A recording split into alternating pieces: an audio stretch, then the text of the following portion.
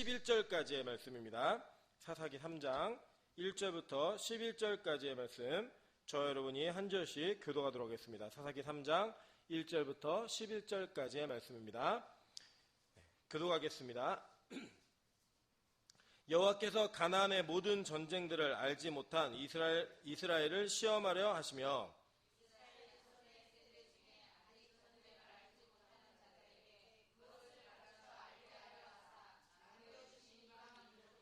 블레셋의 5 군주들과 모든 가나안 족속과 시돈 족속과 바알 헤르몬 산에서부터 하맛 입구까지 레바논 산에 거주하는 히위 족속이라.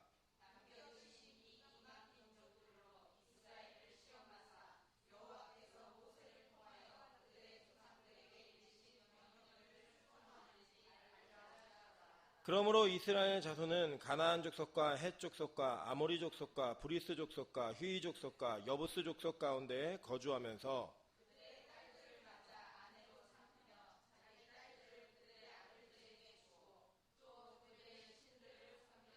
이스라엘 자손이 여호와의 목전에 악을 행하여 자기들의 하나님 여호와를 잊어버리고 바알들과 아세라들을 섬긴지라.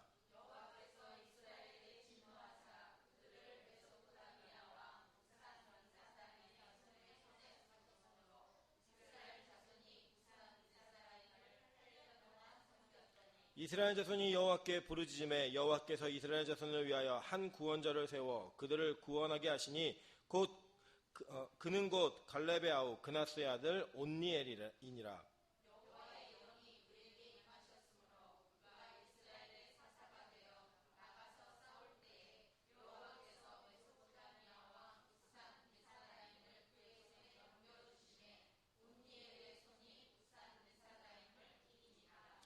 다 같이 합독합니다. 그 땅이 평온한 지 40년에 그나스의 아들 온니엘이 죽었더라.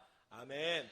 우리 주변에 있는 분들을 보면서 이렇게 한번 인사하도록 하겠습니다. 당신의 얼굴을 보니 한 주가 힘이 될 것 같습니다. 네, 적어도 한 주 동안 힘을 줄 수 있는 얼굴을 가지셔야 됩니다. 뭐 다른 거 아니고요. 웃으시면 됩니다. 네, 웃으시면 됩니다. 그래서 주변에 인사하시고요. 네, 우리 그 교제가 참 귀하고 즐거운 것 같아요. 그리고 다들 뒤에 앉으시는 이유는 뭔지 좀 궁금하긴 하지만, 예, 지원이는 앞으로 오세요. 지원자매는 앞으로 오시고, 예. 오세요 빨리. 예. 주원이도 앞으로 오시고, 예. 저기 주원자매도 앞으로 오세요. 제가 특별히 관심 있는 사람은 앞으로 불렀습니다. 예, 앞으로 오세요. 예. 기쁨이는 오지 마. 기쁨이도 와, 기쁨이도 와. 와야. 기쁨 주쌤도 오세요.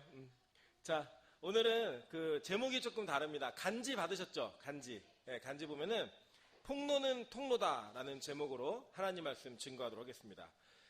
본문에 보면 하나님께서 이스라엘을 시험하러 하셨다라고 이렇게 이야기하고 있는 것을 보게 됩니다.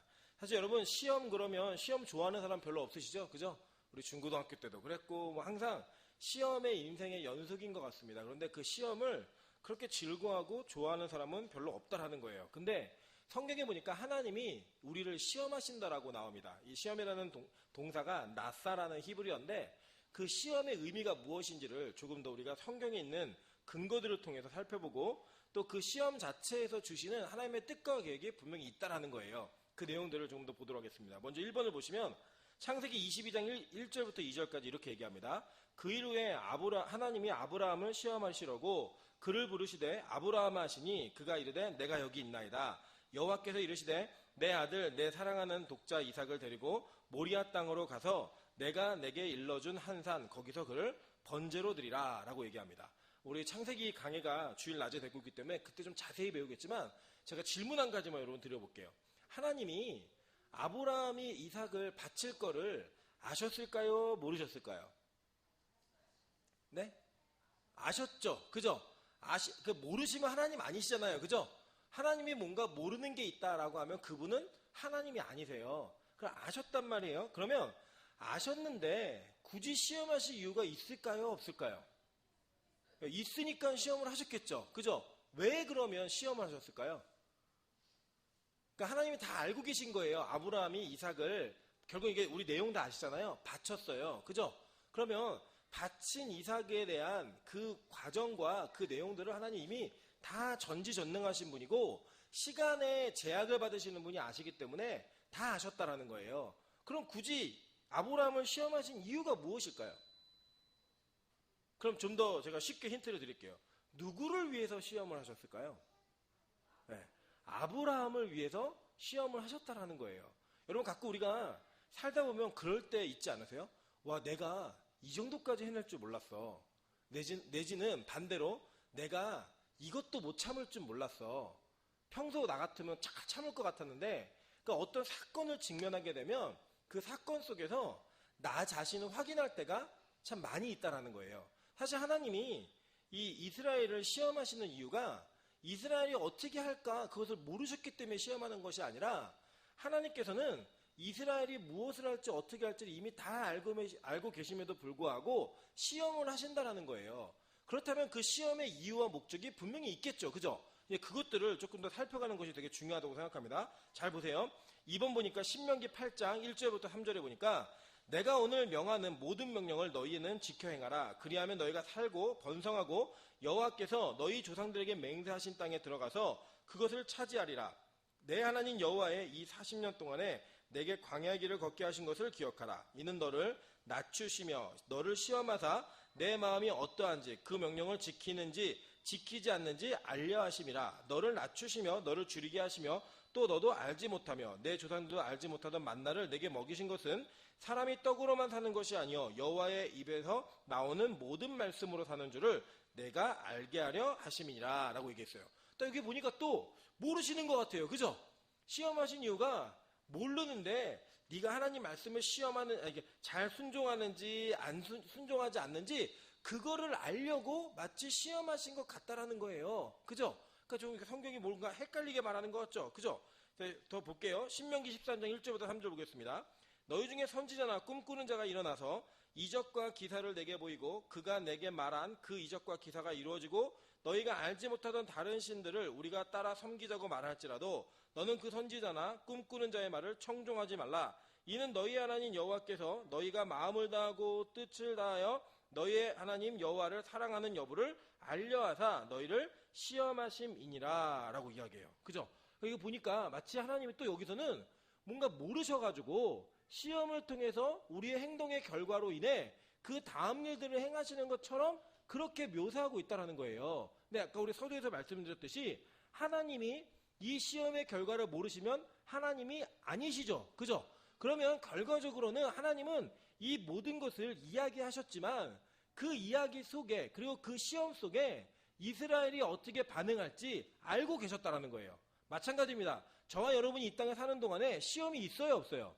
있잖아요. 그죠? 있으신데 그 있는 시험 속에 내가 무엇을 선택하고 어떤 결론을 내릴지를 하나님은 이미 다 알고 계신다라는 거예요. 그러면 도대체 그 일을 알고 계시면서 왜 그렇게 하는가? 그리고 왜 그것의 그 시험의 목적이 무엇인가? 한번 보도록 할게요. 출애굽기 20장 20절을 보니까 4번입니다. 모세에게 이르되 당신이 우리에게 말씀하소서 우리가 들으리이다. 하나님이 우리에게 말씀하지 말게 하소서 우리가 죽을까 하나이다. 모세가 백성들에게 이르되 두려워하지 말라. 하나님이 임하심은 너희를 시험하고 너희로 경외하여 범죄하지 않게 하려 하심이니라 라고 얘기해요. 그죠? 그러니까 이제 하나님의 분명한 목적은 있으신 거예요. 그러니까 어떤 시험을 하시는 이유가 뭐냐면 그 내용 속의 이유가 분명히 너희로 하여금 범죄하지 않게 하려 하신다라고 하는 결론적인 부분을 출발하고 간다라는 거예요. 자, 여러분 요 구조를 잘 기억하시면서 이제 하나님이 시험하실 때마다 우리가 어떻게 반응했는지 이 말씀을 통해 좀 확인해 보도록 하겠습니다. 하나님이 에덴 동산을 만드시고 에덴 동산의 중앙에다가 나무 두 그루를 두시죠. 그죠? 생명나무와 선악을 알게 하는 선악과를 두시고 너네 다른 건 다 먹어도 되고 다 마음대로 다스려도 돼. 그런데 요 두 나무의 열매는 먹지 말아라 라고 얘기하셨어요. 그죠? 이거 뭐예요? 시험이에요. 그죠? 먹을지 안 먹을지 알고 계셨다 모르고 계셨다? 알고 계셨어요. 그죠? 그냥 인간이 어떻게 했느냐? 자, 창세기 3장 6절을 보니까 이렇게 얘기해요. 여자가 그 나무를 본즉 먹음직도 하고 보암직도 하고 지혜롭게 할 만큼 탐스럽기도 한 나무인지라 여자가 그 열매를 따먹고 자기와 함께 있는 남편에게도 주매 그도 먹은지라. 그 결과가 나와 있는 거예요. 여기다 보면은 여자가 먹었기 때문에 여자가 책임이 크다 이렇게 얘기를 하죠. 보통은 실제로 뱀도요 여자를 노렸어요. 여자에게 먼저 말을 합니다. 왜냐하면 여자가 훨씬 더 충동구매를 남자보다는 잘하는 것 같아요.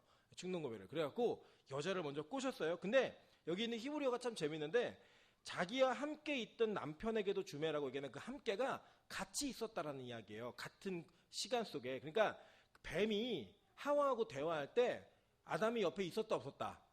있었다라는 거예요. 그러니까 공동책임이에요. 공동책임. 그래서 거기 있어가지고 같이 함께 있는 남편하고도 같이 먹었습니다. 그러니까 이 선악과를 따먹는 것에 대한 결과는 이미 하나님께서 알고 계셨던 내용이라는 거예요. 자, 마찬가지예요. 우리 창세기 6장 5절 보겠습니다. 여호와께서 사람의 죄악이 세상에 가득함과 그의 마음으로 생각하는 모든 계획이 항상 악할 뿐임을 보시고 라고 얘기했어요.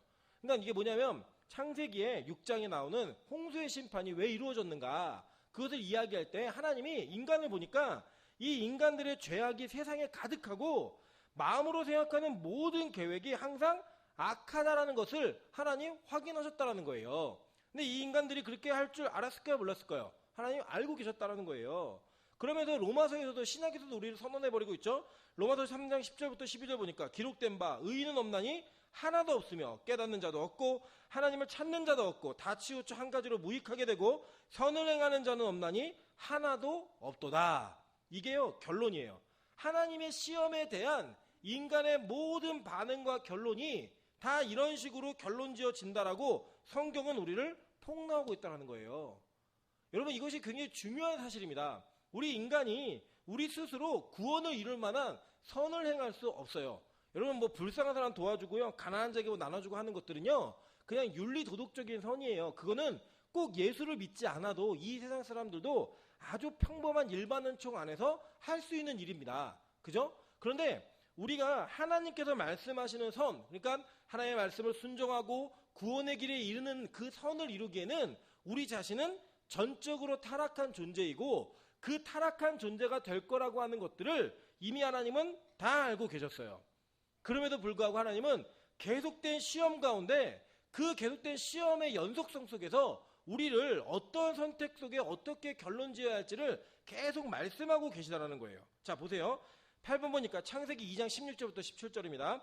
여호와 하나님이 그 사람에게 명하여 이르시되 동산 각종 나무의 열매는 내가 임의로 먹되 선악을 알게 하는 나무의 열매는 먹지 말라. 내가 먹는 날에는 어떻게 되리라? 반드시 죽으리라 하시니라 라고 얘기했어요. 자 먹고 죽었어요 안 죽었어요? 저는요 유초등부 때 이 하나님이 거짓말했다고 생각했어요. 왜냐면 워낙 그 백설공주 이런 거 많이 읽어가지고 독사과를 딱 먹으면 어떻게 돼요? 바로 죽어야 되잖아요. 그래서 저는 바로 안 죽었잖아요 아담하고 하와가. 그래서 야 하나님이 아담과 하와를 겁을 줬구나. 그런데 실제로요 여러분 인간은 원래 창조되어질 때 영원히 사는 존재로 창조되었습니다. 그런데 이 선악과를 따먹는 순간 이후로 뭐가 생겼냐?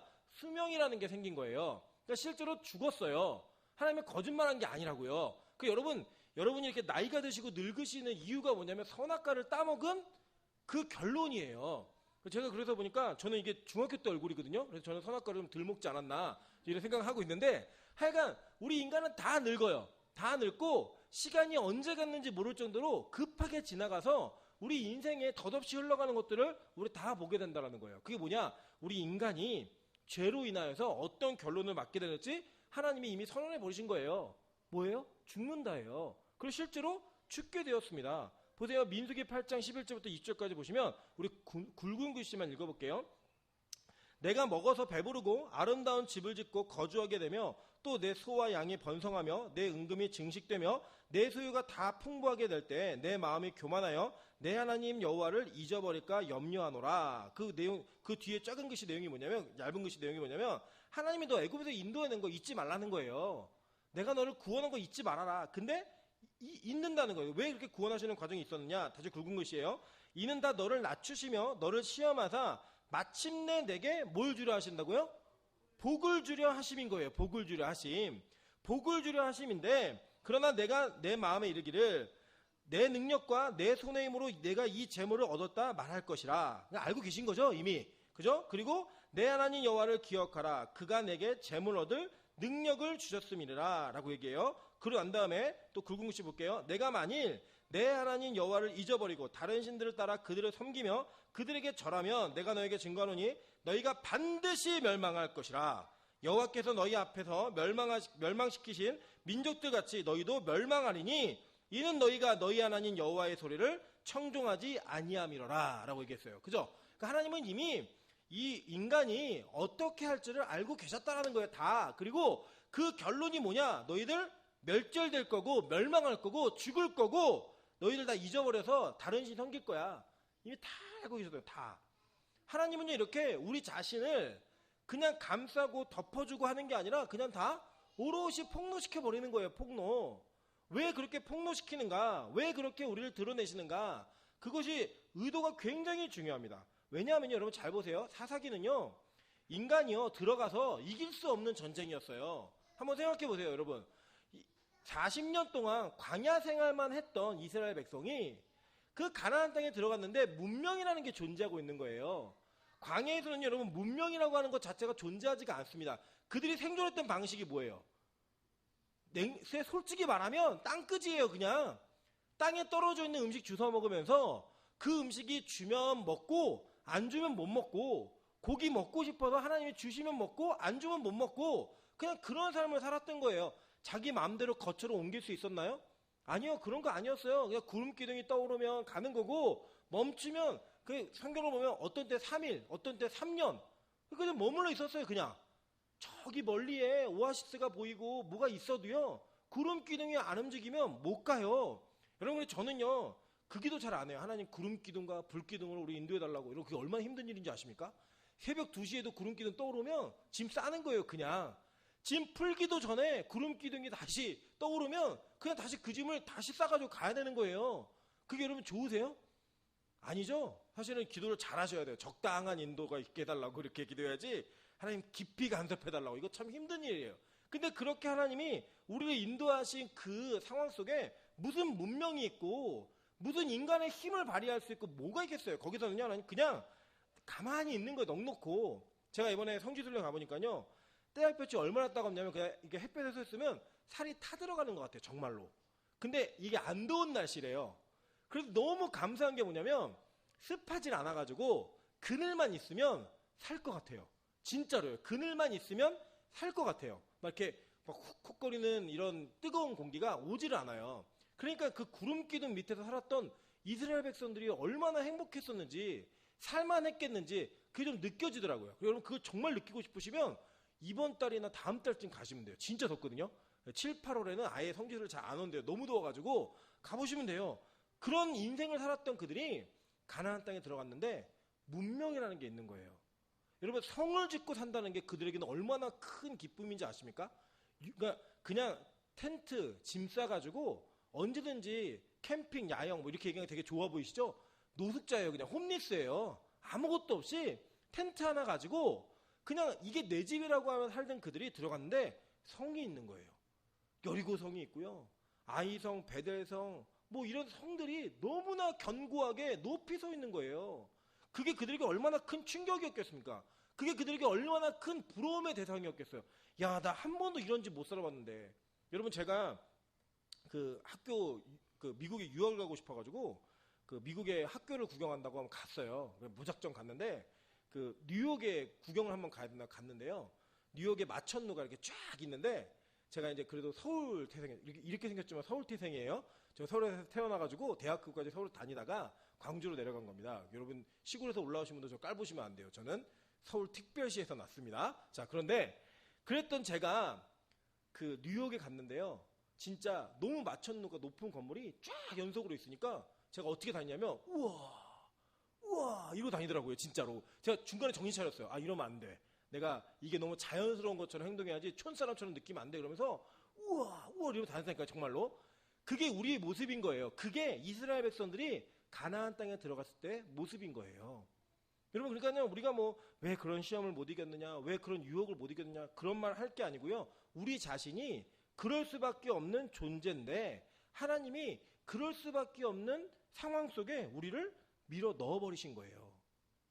그랬더니요 어떤 일이 벌어지느냐 우리 본문 한번 볼게요. 본문 5절에 보면요 사실 개역 성경이 한글 개역 성경이 더 잘 번역을 했어요. 여기가 와우라고 하는 단어로 시작되는데 그게 왜냐하면이란 뜻이에요. 왜냐하면. 그런데 그게 옛날 개역 개정에서는 어떻게 되냐면 그러므로 마침내라는 단어가 들어가 있어요. 근데 개정개혁은 마침내가 빠졌죠. 그러니까 이거 넣는 게 훨씬 더 자연스러운 그런 번역입니다. 자, 제가 넣어서 읽어볼게요.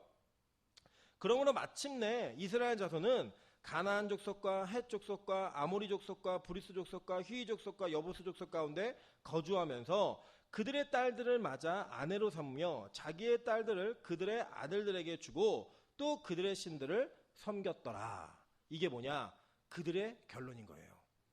그들이 어떤 일을 했는가 그걸 얘기하고 있는 거예요. 근데 그들이 뭐 했어요? 하나님이요 원래 그 땅에 들어갈 때 숨쉬는 것들은 하나도 남기지 말고 그들의 문화를 받아들이지 말고 그들과 더불어 혼인하지 말아라 라고 하는 게 하나님의 절대절명의 명령이었습니다. 그죠? 그런데 그들이 마침내 어디에 도달했느냐? 그들과 함께 섞여 살면서 그들과 함께 통혼을 하고 그들이 섬기고 있는 신들을 다 받아들였어요. 여러분 이 결혼이라고 하는 게 얼마나 중요한 의미인지 사실 성경은요 결혼이라고 하는 의미를 조금 더 우리가 생각하는 것보다 깊게 이해합니다. 왜냐하면 여러분 이제 저희 창세기 때 배울 거기 때문에 제가 자세히는 말씀 안 드리지만 이 결혼이라고 하는 제도가 남자와 여자와 같이 살고 있는 그런 의미로서 하나님이 세우신 게 아니에요. 이것은 교회와 그리스도의 연합을 상징하는 너무나 중요한 가치였습니다. 그래서 창세기 6장에서 하나님이 이 땅을 심판하실 때 이유가 뭐였느냐? 뭐 방화가 많고 살인이 많고 도둑이 많고 이래서가 아니고요.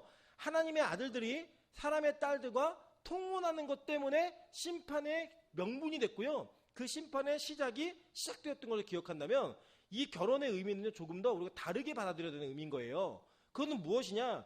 타 종교의 신들과 같이 음란한 행위를 저지르는 모습을 그대로 이야기하고 있는 겁니다. 그게 뭐냐? 하나님이 우리의 남편이시고 하나님이 우리의 유일한 신랑이신데 그 신랑을 버리고 다른 신들을 섬기는 그런 모습이 지금 이스라엘 백성들에게 있었다라는 거예요. 그리고 그것에 대한 아주 미니미의 표현, 아주 작은 상징적인 표현이 뭐였냐면 그 이방인들과 통혼하는 거였습니다.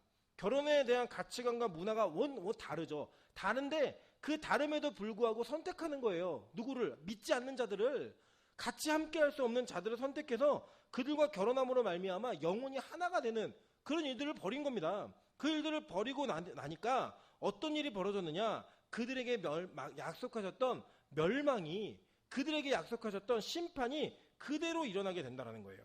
자, 보세요. 보니까 7절에 이스라엘 자손이 여호와의 목전에 악을 행하여 자기들의 하나님 여호와를 잊어버리고 바알들과 아세라들을 섬긴지라 라고 얘기해요. 왜 이 신들을 다 복수로 쓰고 있느냐? 이 세상에 우리가 하나님 말고 섬길 신들이 너무나 많다라는 거예요. 너무나 많기 때문에 그 하나님 아닌 다른 신들을 섬기는 데 있어서 우리의 욕구와 우리가 가지고 있는 소망과 욕심들을 채워줄 수 있는 여러 신들이 되게 많습니다. 그래서 우리 가운데 어떤 사람들은 이성이, 어떤 사람들은 돈이, 어떤 사람은 명예가, 권력이, 이 세상의 힘이 우리가 가지고 있는 소망의 종국적인 종착지가 되는 것이 너무나 많다라는 거예요. 그런데 이 세상은 그러한 가치들을 최고의 가치로 여기게 만들어주면서 많은 종교적인 교리들을 세워줍니다. 그래서 그것을 종교 없이 구할 때는 양심의 가책을 느끼는데 종교성을 가지고 구하면 그게 그 종교 안에서 해결이 되어지는 거예요. 제가 지난 시간에 한번 말씀드렸죠. 그죠?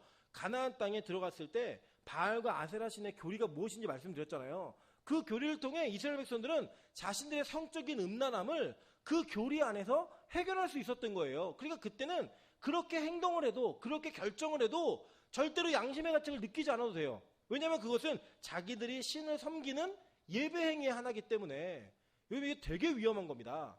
예를 들어 볼게요. 우리가 예를 들어 세상 사람들과 똑같이 내 욕심과 내가 가지고 있는 욕망으로 돈을 많이 벌고 싶어요.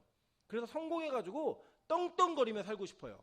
그런데 거기에다가 포장 하나만 딱 하면 돼요. 하나님 나한테 돈을 벌게 해주시면 내가 하나님의 영광을 위해 쓰겠습니다.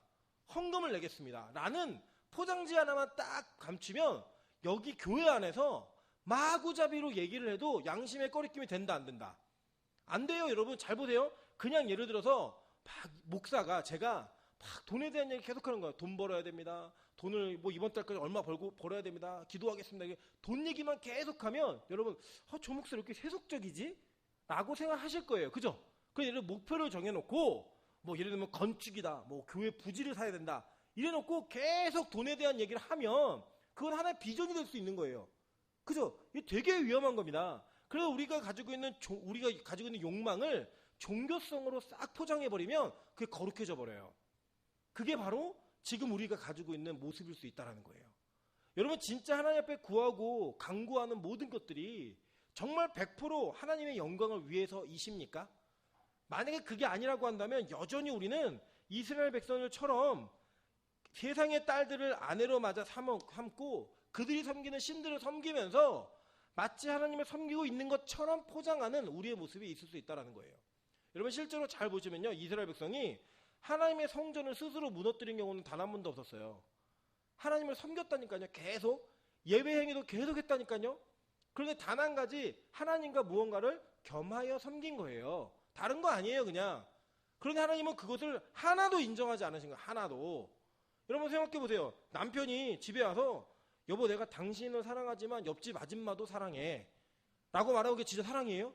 우리 자매들 연애하는데 내가 알고 있는 여자들 중에 네가 두 번째로 좋아. 그러면 나 세 번째는 아니네. 나 두 번째 이러면 좋아해요? 아니잖아요. 네가 첫 번째긴 한데 내가 5명이 있어 좋아하는 여자가. 그중에 네가 제일 첫 번째야. 라고 말하면 걔랑 결혼해요? 정신 나간 거죠. 이거는 이 세상에 유일무이한 사람이어야죠. 그죠? 하나님은요 우리와 그런 관계를 맺기를 원하신다는 거예요. 그런데 우리는 여전히 하나님을 예배한다고 이 자리에 나와서도 하는 기도의 내용이 이 땅의 영광과 부와 명예와 권력을 위한 기도를 하면서 하나님 사랑한다고 말하는 거예요. 하나님이 그게 너무 싫으신 거예요. 말도 안 되는 거예요. 그래서 하나님이 하신 일이 뭐냐? 진노하사 메소포타미아 왕 구산 리사다임 손에 팔아버렸어요. 이 구산 리사다임이라는 이름을 번역을 하면 무슨 내용이냐면 2배로 악한 구수인이에요. 그러니까 하나님은 어떻게 우리를 고치시냐면 우리가 악한 짓을 하잖아요. 그러면 누굴 붙인다? 2배로 악한 자를 붙여가지고 더 괴롭게 만드시는 거예요. 여러분 야곱 아시죠? 야곱이 어떤 사람이었어요? 남을 속이는 자였잖아요. 그러니까 이름 자체가 속이는 자, 발 뒤꿈치를 잡은 자예요. 그런데 그가 도망가죠. 형과 아버지를 속이고 도망가잖아요. 도망가고 누굴 만나요? 삼촌 라반을 만나는데 라반의 이름의 뜻은 흰색이에요. 흰색. 하얀 사람이에요. 그런데 속은 어때요? 까만 사람이죠? 은큼한 사람이죠? 그래갖고 이 라반이 야곱을 속여먹는데 야곱을 10번이나 속여먹어요. 그러니까 이 10번이라는 상징은 너 진짜 엄마가 100번도 되겠지 이렇게 얘기하는 거 있잖아요. 그런 표현이에요. 진짜 많이 속인 거예요. 월급도 속이고 품값도 속이고 야 양떼 아롱린 거 너 가져 그래놓고 멀리 떨어져 놓고 이 모든 일들 누가 했다? 라반이 한 거예요. 그러니까 제가 보면 그 외가가 왜냐면 리브가가 사실 그 속이는 꾀를 낸 거잖아요. 외가가 남을 잘 속이는 집안이었어요. 외삼촌 뭐 리브가 야곱 그러니까 야곱 외탁했잖아요. 외탁한 아이가 굉장히 그걸 속이면서 이렇게 했던 거예요. 근데 하나님은 누군가의 버릇을 고칠 때 더한 사람을 만나게 해가지고 그 더한 사람을 통해서 굉장히 그 어려움을 겪게 하세요. 제가 사실 예전에 그 어리고 젊었을 때 그 지금도 젊죠? 예, 젊지만 그 저는 그 합리적이거나 이성적이지 않은 것에 대한 받아들이는 게 너무 좀 힘들었어요. 그러니까 여러분 제 그 설교를 듣다 보시면 막 감동적인 눈물이 있고 이런 설교는 별로 없고 논리적이고 막 이성적인 이런 설교가 되게 많아요. 제가 그 고치려고 좀 노력을 많이 해요. 어떻게 얘기하냐면 하나님 그 논리에 좀 기름을 부어주셔서 불 붙는 논리가 있게 도와달라고 그런 기도를 참 많이 하는데 그게 안 되니까 예를 들어 막 그 목사님이나 담당 전도사님이 좀 추상적인 이야기나 말도 안 되는 그런 이야기들을 하시면 저는 끝까지 가서 따져 물었던 사람이에요. 왜 그렇게 얘기했는지 그게 무슨 의미인지 그리고 혹시 그게 잘못된 일이 있다고 생각이 되면 사과를 꼭 받았던 사람이에요. 그래갖고 저는요 제 목회 인생 가운데 그런 사람들이 참 많았어요. 저한테 따져 묻고 저한테 끝까지 답을 요구하고 무언가 절대절명한 일들을 또 아닌데도 불구하고 목숨 걸고 달라든 농담 그러니까 그냥 웃고자 한 말인데 죽고도 덤비는 이런 일들이 되게 많았어요. 사실 저는 그게 제가 뿌린 씨앗이라고 생각했기 때문에 그냥 겸허하게 받아들였습니다. 겸허하게. 그리고 지금도 마찬가지예요. 저는 이렇게 속삭이는 성도들이 있잖아요. 지금 여러분은 아니에요. 왜냐면 저와 여러분은 속삭일 시간적 여유가 없었어요. 그죠? 아직 그렇게 여러분 얘기하는 게 아니라 속삭이는 이게 제 제자들을 이렇게 만나면 걔네들을 막 혼내기보다는 제가 어떻게 기도하냐면 너도 똑같은 거 만나라 이러고 기도해요. 제가 그랬으니까. 그래서 여러분 그 똑같은 일이 여러분 안에 벌어질 수가 있어요. 그래서 사실은 하나님이 이 악한 자들이 하나님의 백성들이 악한 일을 행하면 어떻게 고치셨냐면 더 악한 놈을 붙여가지고 더 악한 놈이 압제하게 만드는 거예요.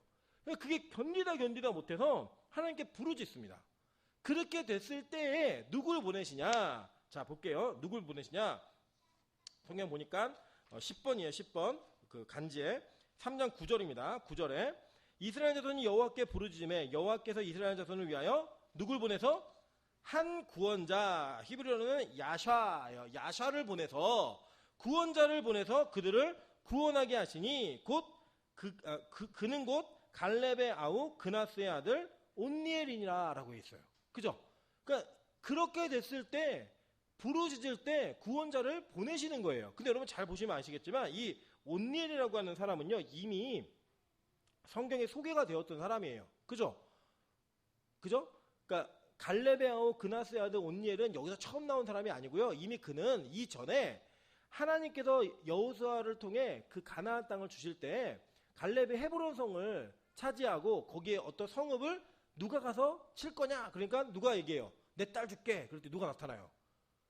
이 온니엘이 나타나갖고 그 성을 치고 조카인데 사위가 되잖아요. 그죠? 여러분 그 여자가 그 예뻤던 것 같아요. 갈렙의 딸이 그래가지고 목숨 걸고 싸운 것 같아요. 그래서 여러분 사울의 딸들은 안 예뻤어요. 사울의 딸 안 예뻤으니까 골리앗이 그렇게 막 얘기할 때 내가 공주를 주겠다 할 때 아무도 안 나타나잖아요. 아무도 싸우지 않고 그냥 기다리고 있어요. 뭐 그런 일이 있는데 물론 이제 제가 나중에 설명드리겠지만 그때 미의 기준과 지금의 미의 기준은 완전 달라요. 그 요아킴 예레미야스의 예수시대 예루살렘이라는 책을 보시면 그때 당시에 최고의 신부가 누구냐? 그러니까 그때 당시에 신부 지창금을 주거든요. 지창금을 줄 때 신부가 저울에 올라가가지고 그 저울 위에 무게추가 확 올라가면 지창금이 커져요. 그러니까 지금처럼 뭐 날씬하고 막 45kg 이러면 가문의 수치, 그리고 막 자매가 막 80kg, 90kg 나간다 이러면 가문의 영광이에요. 시집가면서 가문을 세우는 그런 여자였어요. 그래서 사라가 나이 들어서도 예뻤잖아요. 그 이유가 막 우리가 생각하듯이 이렇게 막 그런 미인 이런 것보다도 사라는 세상이 흔들리는 그런 그 미모를 가지고 있었어요. 몸이 아주 뚱뚱했을 것이다. 이렇게 보는 게 거의 정설이에요. 정설. 제가 그거를 연구해서 밝혀냈습니다. 네. 왜냐하면 이해가 잘 안 가가지고 할머니가 예쁘다 그러니까 이해가 잘 안 가는데 그렇게 보시면 돼요. 근데 그 예뻤던 딸을 얻어내는 그 가정 가운데 그가 싸움을 잘했던 사람이에요. 그죠? 그런데 웃긴 게 뭐냐면요. 8년 동안 메소포타미아 왕 구산 리사다임이 이스라엘을 압제하는데 온니엘이 안 나타났어요. 그죠? 그리고 8년이 지나고 9년째가 되어서 나타납니다. 왜 그랬을까요? 자, 10절 한번 볼게요. 10절. 여호와의 영이 그에게 임하셨으므로 라고 이야기해요. 자, 그러니까 이 구원자가 어떻게 임하는 거냐면 우리가 우리의 힘과 인간의 능력과 힘으로 이기는 것이 아니라 누가 기름 부으셔야? 하나님께서 우리에게 힘을 주셔야지만 이 일이 일어날 수 있다라는 거예요. 이거는 인간의 힘으로 되는 일이 절대 아니라고 하는 겁니다. 아니라고. 그런데 이 한 구원자가 세워져서 이스라엘을 구원한 것 같은 구원의 방법이 성경에 그대로 기록이 되어 있는 거예요. 자, 보세요. 제가 아까 이제 말씀드린 걸 종합합니다. 잘 기억하셔야 돼요. 우리가 인간이 어떤 시험을 당하면 그 시험 가운데 죄를 짓고 범죄하고 죽는 자리 갈 거를 하나님 아셨다 모르셨다? 아셨어요. 그죠? 그리고 그 죄를 짓게 만들고 그 죄를 짓는 거 허용해버리세요. 그 허용 가운데 우리가 어디까지 가느냐? 그 죄로 인하여서 고난과 여러 가지 환난과 그 죄에 대한 고통들을 당하는 그 자리까지 우리를 그냥 내어버려 두시는 거예요.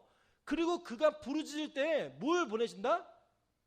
구원자를 보내시는 거예요. 야샤를 보내시는 거라고요. 그게 누구냐? 바로 우리가 믿고 있는 예수 그리스도인 거예요. 그래서 우리가 우리의 죄가 폭로당하는 것이 우리의 구원의 통로이신 예수를 만나는 첫 번째 길이 되는 겁니다. 여러분 자녀들이 방황하잖아요. 걱정하지 마세요. 내버려 두세요. 호되게 맞으면 진짜 더 이상 아무것도 할 수 없을 정도까지 두손들발 다 되잖아요. 그러면 그때 누굴 붙들게 되냐? 하나님을 붙들게 돼 있어요. 그러니까 뭐만 가르쳐 놓으면 되느냐? 너 어려운 일이 만나면 위험한 일을 당하면 하나님 찾아. 하나님 붙들어. 그래야 살 수 있어. 그거 하나만 제대로 가르쳐 놓으면 그들이 돌아오는 때와 시는 누가 정하신다? 하나님이 정하시는 거예요. 어떻게 해요? 끝장을 보게 만드시는 거예요. 그 죄의 대가와 죄의 끝을 폭로시켜 버리는 거예요. 내가 어떤 인간인지. 그 시험 가운데 우리가 확인하는 게 뭐냐? 그래, 나는 죽을 수밖에 없는 죄인이구나. 나는 망해야 되는 인간이구나. 난 망할 수밖에 없는 그런 잘못을 저지르고 있는 사람이구나 라는 것을 폭로시켜 버려요. 그 다음에 하나님 통로를 열어주시는 거예요.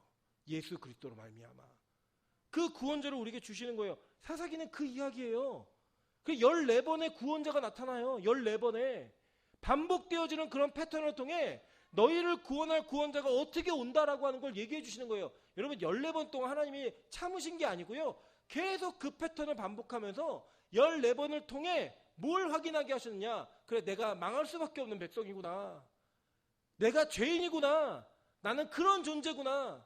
라고 하는 것들을 확인하게 하신다는 거예요. 보세요. 로마서 5장 19절에 그 원리를 이렇게 설명하고 있어요. 한 사람이 순종하지 아니함으로 많은 사람이 죄인 된 것 같이. 그죠? 아담의 죄로 인하여서 어떻게 됐어요? 많은 사람, 모든 인류가 다 죄인이 되었어요. 그런데 한 구원자이신 한 사람이 순종함으로 많은 사람이 뭐가 된다고요? 의인이 된다고 말하고 있는 거예요. 이게 우리의 구원의 원리라고 성경은 자세하게 설명하고 있는 겁니다. 그런데 이 구원자 역시요, 하나님은요 원칙을 세우셨어요. 자 보세요. 아까 읽었지만 사사기 3장 10절에 여호와의 영이 그에게 임하셨으므로, 그 전까지는 그가 싸우지 않았고 싸우지 못했어요. 그런데 여호와의 영이 임하니까 싸웠다라는 거예요. 그죠? 예수님도 마찬가지예요. 보세요. 마태복음 3장 13절부터 17절 볼게요. 이때 예수께서 갈릴리로부터 요단강에 이르러 요한에게 세례를 받으려 하시니 요한이 말려 이르되 내가 당신에게 세례를 받아야 할 터인데 당신이 내게로 오시나이까. 예수께서 대답하여 이르시되 이제 허락하라. 우리가 이와 같이 하여 모든 의를 이룬 것이 합당하니라 하시니 이에 요한이 허락하는지라. 예수께서 세례를 받으시고 곧 물에서 올라오실새 하늘이 열리고 하나님의 성령이 비둘기같이 내려 자기 위에 임하심을 보시더니 하늘로부터 소리가 있어 말씀하시되 이는 내 사랑하는 아들이여 내 기뻐하는 자라 하시니라 라고 얘기해요. 그죠? 자 여러분, 예수님은 태어나기 전부터 예수님이셨죠. 그죠? 우리가 배웠잖아요. 요한복음에서 배웠고 그 예수님이 태초부터 히브리서도 말씀하고 있죠. 창조주세요.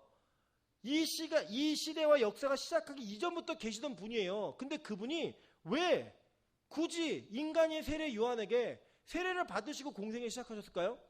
그거는 이 구약에 나와 있는 영적 원리 가운데 자기 자신을 순종하신 거예요. 자기 자신을 비워 순종하신 거예요. 보세요. 15번 빌립보서 2장 6절부터 10절입니다. 그는 근본 하나님의 본체이시나 하나님과 동등됨을 취할 것으로 여기지 아니하시고 오히려 자기를 비워 뭘 가지셨다고요? 종의 형체를 가지사 사람들과 같이 되셨고 사람의 모양으로 나타나사 자기를 낮추시고 죽기까지 복종하셨으니 곧 십자가에 죽으심이라. 이러므로 하나님이 그를 지극히 높여 모든 이름에 뛰어난 이름을 주사 하늘에 있는 자들과 땅에 있는 자들과 땅 아래에 있는 자들로 모든 무릎을 예수의 이름에 꿇게 하시고.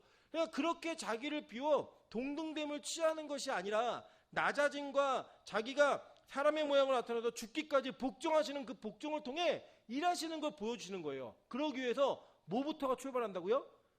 세례를 받음으로 말미암아 하늘로부터 성령이 내려오는 것을 경험하신 이후부터 그 사역을 하셨다는 거예요.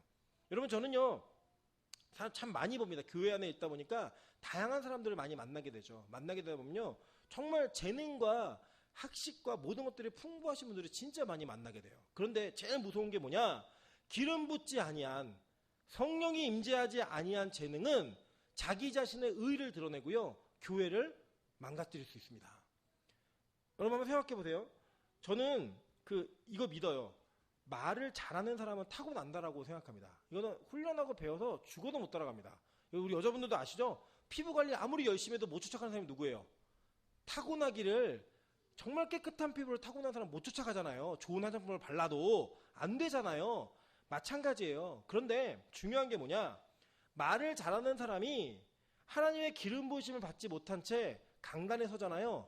그럼 이 설교가 하나님의 말씀이 아니라 자기의 생각을 주입할 수 있고요. 자기가 원하는 대로 성경을 곡해해서 사람들을 잘못된 방향으로 이끌 수 있어요. 그러니까 결론적으로 뭐냐? 말 잘하는 것 때문에 더 많은 영혼을 죽일 수 있다는 거예요. 더 많은 영혼을. 그러나 반대로 그 말 잘하는 은사 외에 기름 부음을 받으면 더 많은 영혼을 건질 수가 있는 거예요. 그죠? 거꾸로 생각해도 됩니다. 말 못해도 마찬가지로 억울할 것도 없어요, 사실. 그런데 중요한 건 뭐냐? 말을 못하는 사람에게도 기름 부으심이 있으면 그 기름 부으심을 통하여서 하나님이 일하시는 그 일에 대한 결과는요, 누구도 예상할 수 없다는 거예요. 그게 하나님 능력이에요. 그래서 여러분, 교회 안에서 열등감을 갖거나 남보다 더 이렇게 내가 더 낫다라고 하는 우둔감을 갖는 거 있잖아요. 그거 다 범죄입니다.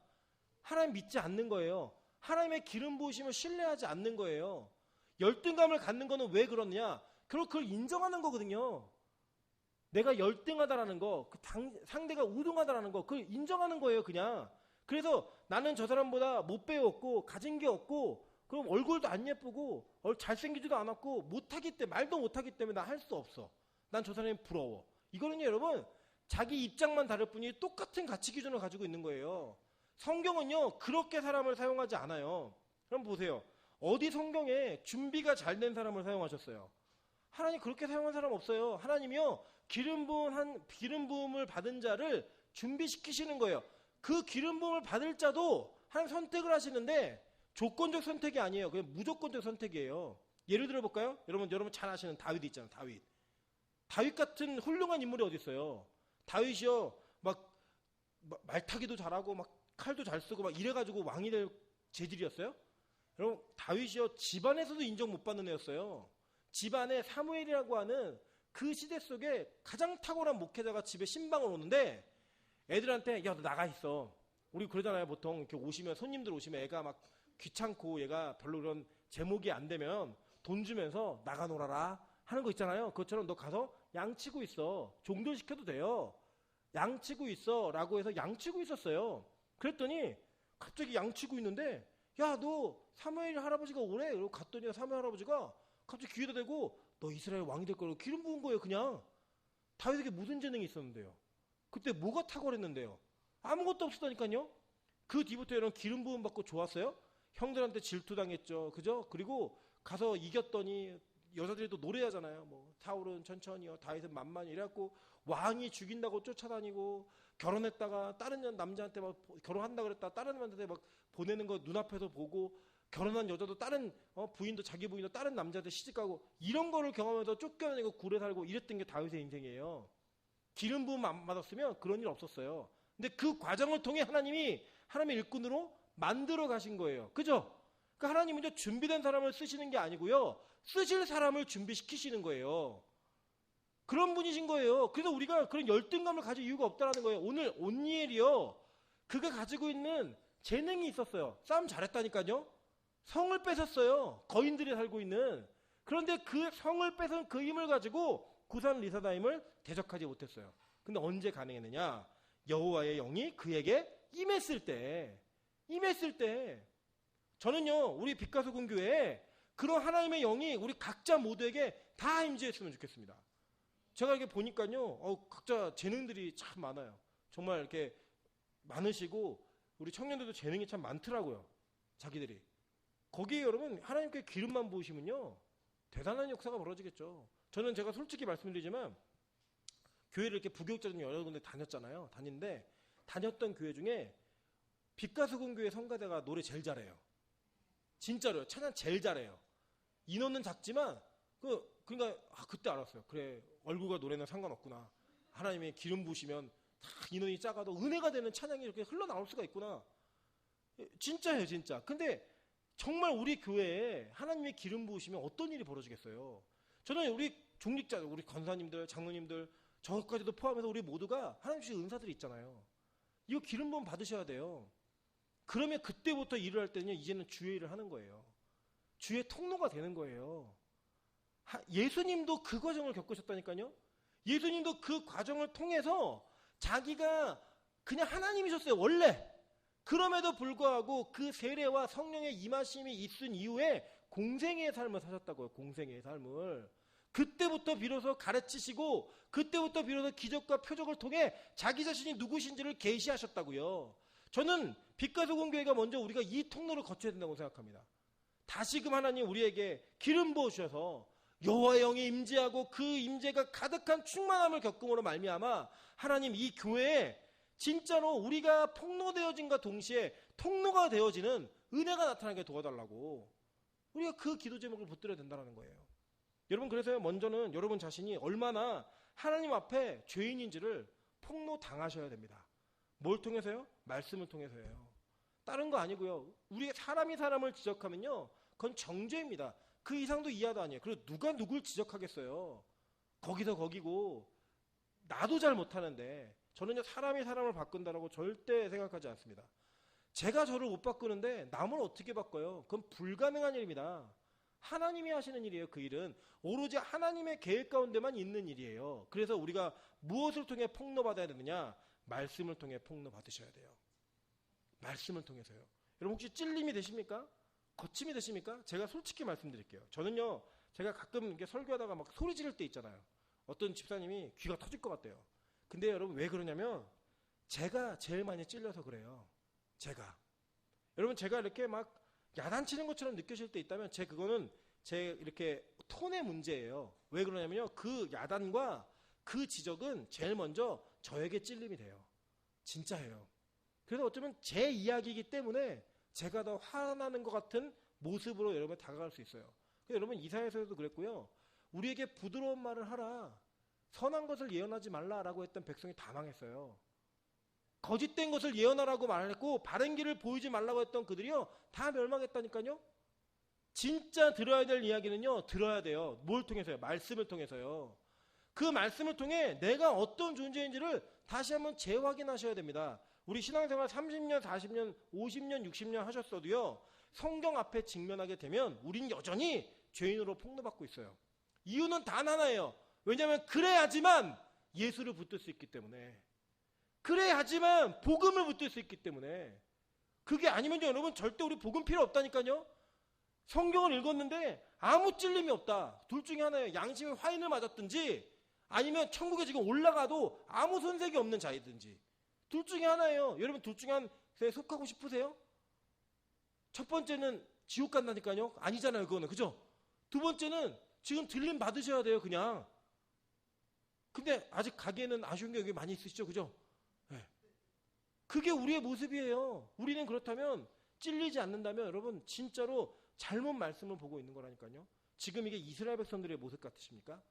아니에요. 성경은요, 오늘 저와 여러분의 모습이라고 지금도 우리에게 고발하고 있는 거예요. 근데 이 고발에서 끝나면 그건 마귀가 가는 짓이에요. 고발에서 끝나면. 그 고발 뒤에는 반드시 한 구원자가 보이셔야 합니다. 이스라엘 백성들에게 사사들이 보였던 것처럼 저와 여러분에게 예수가 보이셔야 해요. 그 예수가, 붙들림 바 된 예수가 우리에게 또 붙들림 바 되는 은혜가 나타나야 돼요. 그게 복음입니다. 그래서 여러분 잘 보세요. 베드로가 자기 힘으로 귀 자르고 자기 힘으로 예수 부인하지 않겠다고 얘기했을 때 망하잖아요. 그죠? 철저하게 박살납니다. 그가 그곳에 있을 때 예수님이 찾아오시잖아요. 그죠? 너 나 사랑하니? 물으시면서 베드로와의 관계를 회복해 가세요. 그러면서 그에게 이제는 네가 남에게 떼띄어서 원치 않는 곳으로 네 평생을 살 거야 라고 했던 것들이 이루어지면서 그의 일생에 자기가 원하는 대로 산 것이 아니라 하나님의 능력과 힘을 갖고 살게 된 거예요. 그래서 성경은 우리에게 일관되게 얘기하는 겁니다. 폭로당하라고, 그리고 그걸 인정하고 항복하라고. 그래야 진짜 통로이신 예수가 보인다라는 거예요. 마찬가지입니다, 여러분. 그리고 우리도 마찬가지예요. 우리가 여러분 뭐 조건이 좋아서 일꾼이 되십니까? 아니요, 전 절대 그렇게 생각하지 않습니다. 제가 이제 이 얘기도 이제 그만할 때가 됐지만 하나님이 저를 이 빛가서 공교에 보내셨던 것도요, 저는 절대적 하나님의 은혜라고 생각해요. 절대적 하나님의 은혜. 저보다 훌륭한 분들 많았잖아요, 그죠? 뭐 훌륭하신 분들 많았고 설교도 좋은 분도 많았고 인격적으로도 뭐 연세로도 훨씬 더 안정된 분이 좀 많았다고 생각합니다. 제가 재능이 좋고 뭔가 있어서 택하셨다고 생각하지 않아요. 근데 하나님이 여러분을 사용하셔서 하나님의 뜻과 계획 가운데 저를 이곳에 세우셨어요. 제가 해야 될 일은 단 한 가지입니다. 제가 방금 여기 원로 목사님도 앉아 계시지만 여러분, 제가 원로 목사님보다 뛰어난 인격이 있다고 얘기하면 여러분 믿으시겠어요? 저는 아예 그럴 흉내낼 꿈도 꾸지 않습니다. 제가 원로 목사님만큼 목회도 안 했기 때문에 원로 목사님만큼 검증된 사람도 아니에요. 근데 제가 더 검증됐다고 말하는 걸 여러분, 제가 얘기하면 여러분 믿으시겠어요? 저 그 흉내도 내지 않을 겁니다. 그냥 저는 있는 그대로 제 모습을 인정하고 그 있는 모습 가운데 하나님, 당신께서 고치시고 기름 부으셔서 사용해달라고 고백하는 거 외에는 답이 없는 거예요. 마찬가지로 여러분, 아무리 우리가 이 빛과 소금 교회가 좋은 교회라고 막 꾸미고 무언가 거짓말을 해서 막 그게 덕지덕지 붙여놓는다고 사람들이 우리 교회를 좋은 교회로 인정할까요? 아니요. 사람들도 보는 눈이 있어요. 다 알아요. 그래서 단 한 가지 하나님 우리에게 기름 부으셔서 우리 교회의 모습이 그대로 폭로되어지고 그대로 말씀을 통해 드러나게 될 때 그걸 인정하고 통로가 되시는 예수님을 붙드셔야 됩니다. 그래야지만 이 교회에 소망이 있는 거예요. 마찬가지입니다. 여러분 일꾼 한 사람 한 사람을요 하나님이요 그냥 쓰지 않아야 돼요. 절대로. 우리를 폭로시키나니까요. 제대로 주일 예배도 못 지키고 뭐 수요 예배, 금요철학, 새벽기도 다 못하는 우리 같은 연약한 존재를 하나님이 폭로시키실 거예요. 그냥. 그리고 거기 안에 기름 부으시고 고치셔서 우리를 사용해달라고 고백해야 되는 게 진짜 우리가 해야 될 일인 거예요. 그 하나님의 신이 기름 부음을 있어야지만 우리 사용받을 수 있는 존재가 될 수 있기 때문에 믿으십니까? 그게 진짜 시작인 거예요. 시작. 그렇게 되고 난 다음에 우리가 해야 될 일이 뭐냐? 우리요 죽기까지 충성하는 겁니다. 죽기까지. 보세요. 왕이에요. 상대는. 그죠? 메소포타미아 왕. 여러분 메소포타미아라고 나라는 어느 나라냐면요. 그러니까 이스라엘은 이 가나안 땅은요. 동네 총구석이에요. 진짜. 제가 기회가 되면 사진을 보여드릴 텐데 이 아브라함이 갈대아 우르에서 나올 때 그 메소포타미아에는 뭐가 있었냐면요. 수세식 화장실이 있었어요. 그 당시에. 여기 어르신들 중에는 그 퍼세식 쓰셨던 분들 계시죠? 어렸을 때. 여러분 아브라함이 갈대아 우르를 떠나 나올 때 그 메소포타미아에 이미 수세식 화장실이 있었다니까요. 그 시대에 그랬던 아브라함이 그랬던 시기에 그 메소포타미아가 그 정도로 발전이 되어 있었다면 지금 이때는 어떻겠어요? 어마어마했겠죠. 그죠? 그 어마어마했던 왕과 대적할 수 있는 힘은요. 인간의 능력과 힘으로는 할 수 없는 일이에요. 그죠? 할 수 없는 일이에요. 근데 뭐가 기름 부음 받으니까? 하나님의 기름 부어 주시니까 그 일을 하는 거예요. 여러분 저는 빛가서 공교회에 와가지고 기도하면서 참 많은 꿈이 생겼어요. 근데 이 꿈은요 제가 꾸는 꿈이 아니라 하나님이 꾸게 하시는 것 같아요. 우리 교회가 감히 엄두도 내지 못할 것 같은 일들을 하나님이 자꾸 기독케 하세요. 기도하면 자꾸 그 기도가 나와요. 안 나와야 되는데 기독케 하세요. 모르겠어요. 저는 어떻게 일하실지. 하나님이 일하실 거라고는 믿어요. 근데 여러분 저는 그 일이 우리에게 간증이 되었으면 좋겠어요. 우리 힘으로 못할 일인데 막상 열어봤더니 시작해봤더니 되는 거예요. 그 우리에는 어떤 마음이 생기실 것 같아요? 우와 대박 이거 진짜 하나님이 우리를 사용하시네? 우리 교회를 사용하시네? 그런 확신이 생기지 않을까요? 그런 확신이 생기지 않을까요? 저희 아내가 이 교회를 저랑 같이 오면서 저에게 했던 얘기가 있어요. 제가 이제 무슨 이런 이야기 쭉 하니까 자기는 그거 싫대요. 그 인간적인 방법 같아 싫고 자기는 저희 아내는 제일 존경하는 목사님이 저희 어머니이시니까 저희 어머님이 맨날 본인의 이제 목회 속에서 일어났던 일들을 막 간증을 하시면서 되게 행복해 하세요. 그러니까 제가 그걸 보면서 그러니까 빛가서 교회, 우리 교회를 통해서 그런 간증이 있었으면 좋겠대요. 제가 그 얘기 들으니까 되게 부끄러운 거예요. 그래, 맞아. 이제는 우리 교회잖아. 여러분, 조금만 저를 이해해 주세요. 사실 저는 교회를 이렇게 옮길 때마다 한 3개월 정도는 이 교회가 내 교회라고 하는 것을 받아들이는데 좀 시간이 필요한 사람이에요. 저 개인적으로. 그래서 옮길 때마다 3개월 정도는 저 사람이 왔나 안 왔나 싶을 정도로 조금 그런 모습이 보일 수도 있습니다. 3개월만 기다려주세요. 제가 평균적으로 보니까 3개월 정도가 걸리더라고요. 우리 교회라고 생각이 들고 있어요. 막 애착이 가요. 막 들어올 때 쾌쾌한 냄새와 막 이렇게 좀 후진 것 같은 이런 교회의 모습들이 막 정이 들어요. 저기 에어컨도 이렇게 휘어 있잖아요. 아까 막 왜 휘어 있나 했더니 물을 이렇게 넘쳐가지고 물 빼려고 저기 휘어놓은 거예요. 저것도 좋아요. 저기 우리 교회예요, 그냥. 예.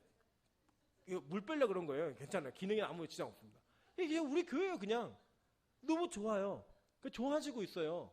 그리고 아직 여러분도 뵙고 그러면은 그냥 손님 보는 것 같은 그런 느낌도 들고 청년들도 만나면 남의 집 애들 같지 이렇게 우리 집 애들 같다는 느낌이 아직까지는 그렇게 막 들지는 않아요. 그래도 제가 오늘도 좀 그런 마음을 좀 가져보려고 민정집사한테 민정집사가 회사에서 바로 오는 거 아니까 같이 와서 밥 먹자 그랬더니 자기 사 먹고 들어갈 거라고 전화 또 끊더라고요. 그리고 또 상처받고 말했는데 어쨌든 그런 관계성을 이어가는 데 있어서 뭔가 하나하나 필요할 거예요. 그 시간이 좀 필요하겠죠. 여러분도 마찬가지죠. 아직 원로 목사에 앉아 계시니까 원로 목사에 올라오셔야 될 것 같은데 이상한 남자가 올라왔고 막 설교하는 것 같고 그런 느낌이 좀 있으실 거예요. 근데 중요한 게 뭐냐, 그 과정이 지나고 나면요, 저는요 진짜 빛과 소금 교회를 통해서 제 인생에 씻을 수 없는, 잊을 수 없는 그런 간증거리가 좀 생겼으면 좋겠어요. 그럼 여러분 제가 여쭤볼게요. 그게 제 간증만 될까요? 아니죠. 여러분의 간증이시기도 하잖아요. 그죠? 제가 그렇게 얘기했어요. 교회에서 설교하다 보면 가끔 예화나 어떤 예들을 얘기할 때가 있잖아요. 꼭 남의 교회 얘기하는 거 그 감동 있으세요? 저 별로 감동 없던데요. 아니 남의 집에 뭐 좋은 일 있는 거 그 솔직히 우리 배 아프지 뭐 감동 됩니까? 안 되잖아요. 저는 우리 교회에 우리 성도들의 하나님이 주시는 감동과 간증들이 흘러 넘쳤으면 좋겠어요. 매주마다 하나씩은 얘기할 수 있을 정도로. 아멘? 그 간증의 주인공 되시기를 주님으로 축원합니다. 그래서 저한테 얘기 좀 해주세요. 기도하다 이런 응답 받았다. 찬양하다 이런 응답 받았다. 그러면 나누게요, 같이. 저도 나눌게요. 하나님이 주시는 그런 은혜의 간증들을 보고 싶은 거예요. 근데 그 일이 이루어지기 위해 뭐가 필요하느냐? 먼저 기름 부음 받는 백성이 되어야 된다고요. 저는 지금 저에게 간증이 있다면 지금 주한이하고 지연이가 수요예배를 나왔어요. 네. 안 온다 그러는 거를 계속 오라고 얘기하고 뭐 협박하고 막 이랬더니 와서 앉아 있어요. 저는 매주 나올 걸로 믿고 있어요. 아멘? 지연 아멘 해봐. 네. 그럼 격주로 나오다가 뭐 수요예배 안 나오는 날 금요일처럼 나오고 이러면 되죠 뭐. 하여간 예배 한 번 더 드리기 운동에 제일 먼저 동참하는 간증이잖아요, 간증. 저 그런 애가 있어서 저렇게 조금씩 가랑비에 옷 젖는다고 그러다 보면 은혜의 순간이 확 오는 거예요. 어떻게 알아요? 지연이가 전사가 될지. 모르는 일이에요, 모르는 일. 여러분 나중에 궁금하시면 저희 아내한테 어떻게 사모가 됐는지 물어보세요. 저분이 이제 홍대에서 유명하신 분이에요, 저분이. 네, 클럽 다니시면서 유명하신 분인데 지금 사모로 앉아 계세요, 여기. 저도 몰랐거든요. 항상 주의 은혜예요, 주의 은혜.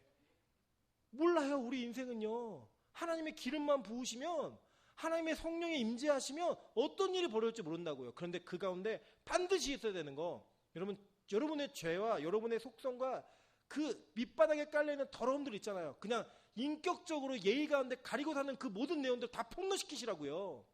그래야 그래 맞아, 난 진짜 예수가 필요한 사람이야. 진짜 예수가 필요한 사람이야. 혹시 장로님들이 실수하시면 여러분 손가락질 하세요? 그래서 예수가 필요하신 분들이에요. 권사님들이 실수하니까 그분들이 안타까워 보이세요? 아니요, 그러니까 예수가 필요한 거예요. 마찬가지예요. 여러분 목사의 단점이 드러나면 손가락질 하실 겁니까? 그래서 예수가 필요한 사람이에요. 얼마나 단점이 많으면 목사까지 됐겠어요. 평생 예수 붙들려고, 교회에서 살려고. 그게 우리의 모습이라고요. 그게 교회인 거예요. 그게 교회. 그래서 여러분 우리의 죄가 폭로당해도 그 죄 때문에 낙심하고 실족하고 손가락질하고 교회를 떠나야 되는 그런 곳이 이곳이 아니라 오히려 그 죄가 폭로되어지는 것으로 인해 이 교회가 건강한 게 확인되어지고, 이 교회가 성령의 기름 부어받는 교회인 게 확인되어지고, 이 교회가 진짜 건강한 교회인 게 확인되어지는 거, 그게 복음인 것입니다. 그러면서 붙들어야 될 거 오직 예수. 사람이 고치는 거 아닙니다. 사람이 바꾸는 거 아니에요. 예수님 붙드셔야 됩니다. 그래서 권사님들, 집사님들, 장로님들 더 저를 위해 기도해 주십시오. 예수만 붙드는 목사 될 수 있도록, 예수만 붙드는 결정할 수 있도록 진짜 기도해 주십시오. 그렇게 우리가 열심히 희생하면 어떤 일이 벌어질까요? 예수가 죽으심으로 말미암아 많은 사람들을 살렸던 것 같이 우리 인생에 어마어마한 일이 벌어집니다. 요한복음 12장 24절 볼게요. 내가 진실로 진실로 너희에게 이르노니 한 알의 밀이 땅에 떨어져 죽지 아니하면 한 알 그대로 있고 죽으면 많은 열매를 맺느니라. 자기의 생명을 사랑하는 자는 잃어버릴 것이요 이 세상에서 자기의 생명을 미워하는 자는 영생하도록 보존하리라. 사람이 나를 섬기려면 나를 따르라. 나 있는 곳에 나 섬기는 자도 거기 있으리니 사람이 나를 섬기면 내 아버지께서 그를 귀히 여기시리라 라고 얘기했어요. 어떻게 해요? 죽기까지 자기 생명을 미워하면서 예수님을 따라가래요. 죽으래요, 자기를 썩혀서. 그게 우리의 모습인 겁니다. 드러나기를 좋아하고 높아지기를 좋아하는 게 아니라 땅에 떨어져 죽으래요. 예수님만 하시는 게 아니고요, 내가 그 일 했잖아, 너희들 그렇게 나를 따라와. 땅에 떨어져 죽은 게 뭐예요? 예수님 십자가에서 죽으신 거잖아요, 돌아가신 거. 그것처럼 너희들도 너희 생명을 미워하래요. 잃어버리면 어떻게 된대요? 영생하도록 보존하는 자가 될 것이고 너희의 생명을 사랑하면 잃어버릴 것이라고 얘기했어요. 그래서 여러분 그냥 교회는요 최고의 가치, 절대적 가치가 있어야 되는 거예요. 제가 가끔 청년부 사역할 때 그렇게 얘기해요.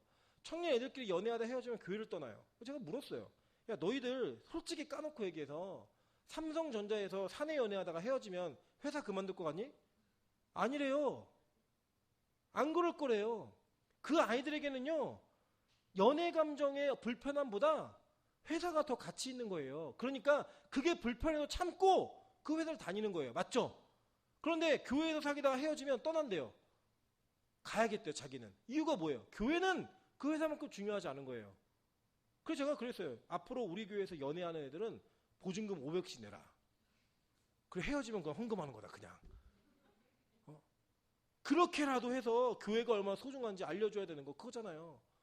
여러분 마찬가지죠. 작년부터 제가 그 개척해서 5년째 되는 친구하고 어저께 통화를 약 1시간 정도 했는데 친구가 그런 얘기 하더라고요. 야 성도 많이 늘었냐 그랬더니 작년에 청년이 8명이 왔대요. 와 그럼 좋겠다 많이 늘었겠네 그랬더니 근데 작년이 8명이 나갔대요. 왜 나갔니? 그랬더니 애들 문제로 싸우다가 다퉜는데 자기들 편 안 들어준다고 8명이 나갔대요. 두 가정이 애들까지 다 데리고 나갔대요. 제가 그 얘기를 들으면서 친구가 그러더라고요. 야 요새는 목회가 사람들 비유 맞추는 일이 더 힘들어. 하나님 비유 맞추는 거다. 제가 그때 결단을 했어요. 그러면 제가 그 친구는 제가 어떤 친구냐면 나중에 저희 여러분도 한번 보실 기회가 있으실 텐데 제가 만약에 목회하다가 일찍 죽으면 남은 성도들을 그 친구에게 맡기고 싶은 친구예요. 예, 인격적으로 참 저보다 그러니까 저희 아내가 한번 만나보고 어떻게 저런 친구를 사귀었냐고 그랬어요. 저런 친구니까 나를 만나지 이렇게 얘기했어요. 진짜 인격적으로 괜찮은 친구예요. 근데 그 친구가 힘들대요. 사람을 대하는 게. 그 인격을 가지고도. 그때 제가 결단을 내렸어요. 와 나는 안 되겠구나. 나는 관계 속에서 뭘 풀어가는 건 난 못하겠구나. 그래서 제가 그때 뭘 결단했냐. 그래 나는 무조건 하나님만 붙든다. 난 무조건 예수님만 붙든다. 사람 눈치 안 보고 사람 비유 맞추지 않고 눈치 보지 않고 예수님만 붙든다. 왜냐면 저 그거밖에 할 줄 아는 게 없으니까. 그것만 붙들겠다. 딱 결단했어요. 그냥 딱 그 자리에서. 그 친구가 못하면 저는 절대 못해요. 진짜로요. 저는 그 친구가 한번 화를 내는 것도 본 적이 없고요. 너무나 인격적인 친구예요. 근데 그 친구가 자기 너무 힘들대요. 사람들 사이에서 너무 힘들대요. 그래서 저는 주님 그래요. 저는 일찍 죽기 싫습니다. 지금 찬수도 늦게 났고 클 때까지 이제 봐야 되니까 어찌 저는 끝까지 주님만 붙들겠습니다. 결단했습니다. 결단. 그리고요. 그 이후에 제가 하나님께 약속한 게 뭐냐면 하나님 그리고 주님 때문에 죽겠습니다. 주님 때문에 죽겠습니다. 보세요. 이제 제가 교회를 위해 얼마나 충성하는지 3개월만 기다려보세요. 저 목사 죽는 거 아니야? 떠나는 거 아니야? 뭐 이런 생각이 들 정도로 진짜 열심히 뛸 겁니다. 여러분 제가 이 말씀을 드린 이유는요. 그냥 저를 구경만 하라고 제가 말씀드리는 거 아닌 거 아시죠? 같이 뛰시자고요. 3개월 동안 폭로 당하고 통로 붙잡고 변화받고 기름 부음 받아서 같이 뛰시자고요. 그리고 이 교회가 진짜 제2의 전성기, 제3의 전성기를 누릴 수 있는 그런 은혜를 좀 보여드렸으면 좋겠어요. 그래서 저기 원로 목사님 앉아 계시지만 원로 목사님도 진짜 후임자 잘 선택했구나 라는 이야기 들으시고 또 더 많은 교인들에게 존경받는 목사님으로 세워질 수 있고 또 우리 교회도 야 그 교회는 정말 예배가 달라. 야 그 교회는 이제 영적 파워가 달라. 그냥 말할 수 있는 교회. 그런 교회를 만들기 위해 제가 주한이하고 지원이를 수협에서 불러내는 거예요. 우리 모두가 다 그렇게 가야 되니까. 하나도 놓치지 않고 가야 되니까. 여러분 그래서 우리가 그런 길도 걸을 수 있는 그런 은혜가 있으셔야 됩니다. 그래서 여러분 섬기는 일, 교회를 위해 희생하는 일 최선을 다해 주십시오. 핑계요, 형편요 다 많아요. 다.